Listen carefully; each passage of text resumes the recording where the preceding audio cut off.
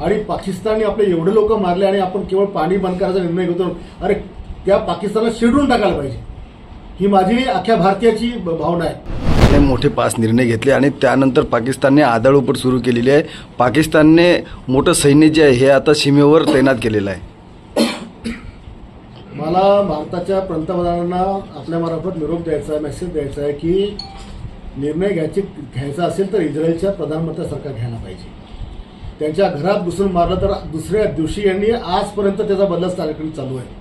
आणि पाकिस्तानने आपले एवढे लोक मारले आणि आपण केवळ पाणी बंद करायचा निर्णय घेतो. अरे त्या पाकिस्तानला शिडून टाकायला पाहिजे, ही माझी अख्ख्या भारतीयाची भावना आहे. की या 87 पासून तर 2025 पर्यंत या लोकांनी किती लोक मारले आपले, यांच्यामुळे देश असुरक्षित झाला. आपण साधा 15 ऑगस्टचा झेंडा 26 जानेवारीचा कार्यक्रम सुद्धा करायची ताकद आपली राहत नाही. एवढं भीतीचं वातावरण आपल्यावर राहतं. हे कोणामुळे राहतं? कोणतं मंदिर आपलं सुरक्षित नाही. या आतंकवादामुळे देशाच्या कानाकोपऱ्याच्या आतंकवादी पोचल्यामुळे भारताच्या अर्ध्याजवळ सुरक्षा व्यवस्था त्याच्यात खर्च आपला सगळं त्या ठिकाणी जातो.